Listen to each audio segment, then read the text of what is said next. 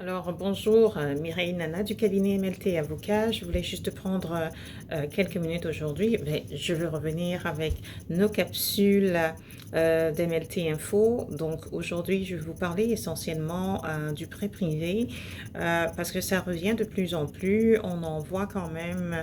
C'est vrai que les conditions pour obtenir un prêt auprès d'une banque traditionnelle, si je puis m'exprimer ainsi, sont devenues assez difficiles. Alors, l'une des solutions qu'envisagent certains emprunteurs, c'est de faire appel à un prêteur privé. Ça a du bon, certes, parce que sur le coup, les conditions d'évaluation du dossier ne sont pas forcément les mêmes que celles retenues par les banques traditionnelles.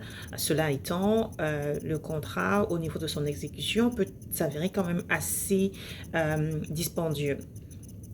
Pourquoi est-ce que je le dis? Parce qu'il y a des frais en fait que le prêteur n'assume pas lorsqu'il acquiert sa propriété par le financement d'une banque traditionnelle, notamment en ce qui concerne les frais du courtier qui va vous accompagner dans le cadre de l'acquisition de ce prêt-là par le prêteur privé. Aussi, il y a des questions de taux d'intérêt. Les taux d'intérêt déjà en ce moment sont assez élevés, c'est ce qu'on est en train de voir avec le taux directeur qui change de temps à autre. Ça peut être ça peut monter assez vite au niveau des versements hypothécaires qui sont à la charge des différents emprunteurs, mais c'est encore plus que ça lorsqu'on regarde au niveau des taux d'intérêt qui sont publicisés par les prêteurs privés.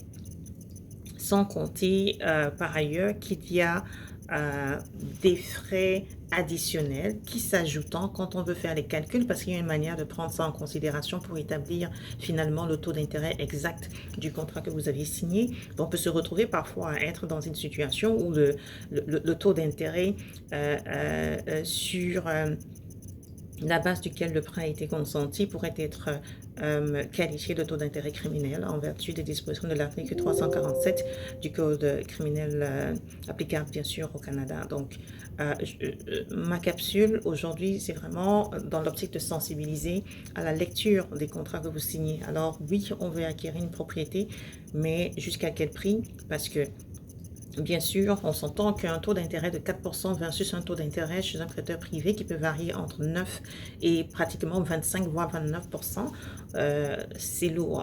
En plus, les délais pour rembourser quand même le, le capital, les délais sont assez réduits là. Vous n'êtes pas dans un délai de 25 ans. Vous êtes dans des délais généralement, c'est de 6 mois, puis pourrait être renouvelable avec des frais de renouvellement. Donc le prêt privé, c'est pas une mauvaise chose, mais parce qu'on tient quand même compte de votre historique de crédit pour voir est-ce que vous êtes un prêt, est-ce que vous êtes un emprunteur à risque ou pas du tout. Par conséquent, le taux d'intérêt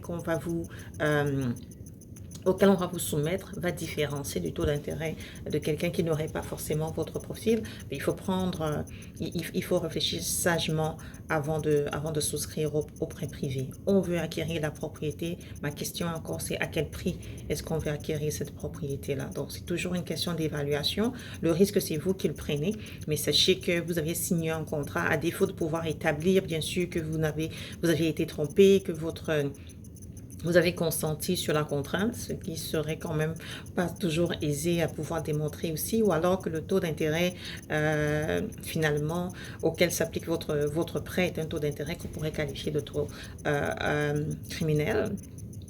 Ce serait difficile de pouvoir contester votre contrat. Donc, si vous voulez vous embarquer dans le cadre d'un financement, d'un prêt hypothécaire, dans le financement d'une acquisition immobilière par un prêteur privé, assurez-vous quand même que dans les 6 mois qui vont suivre la conclusion du contrat que vous avez signé, vous serez en mesure de pouvoir obtenir un prêt auprès d'une banque traditionnelle avec des taux d'intérêt qui sont quand même, disons-le, bien qu'ils soient un petit peu élevés pour le moment, sont beaucoup plus raisonnables que les taux d'intérêt pratiqués par les prêteurs privés. Nous les voyons de plus en plus poser des questions, puis il faut lire le contrat que vous avez signé. C'est la première chose. Alors, généralement, le consommateur se dit, moi, je veux le prêt, on me l'accorde, la banque ne me l'a pas accordé, je trouve ça comme la manne qui me vient du ciel, alors je vais signer ce contrat et puis après, je verrai.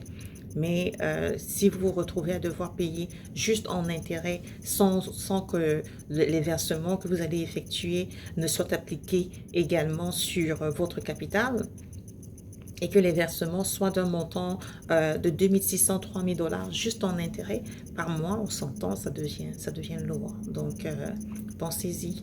Puis, si vous avez besoin de conseils, c'est toujours important de voir un professionnel. Ça peut être aussi un courtier immobilier ou un autre courtier hypothécaire qui pourra peut-être trouver avec vous la meilleure solution. Et bien sûr, faites lire votre contrat par un avocat.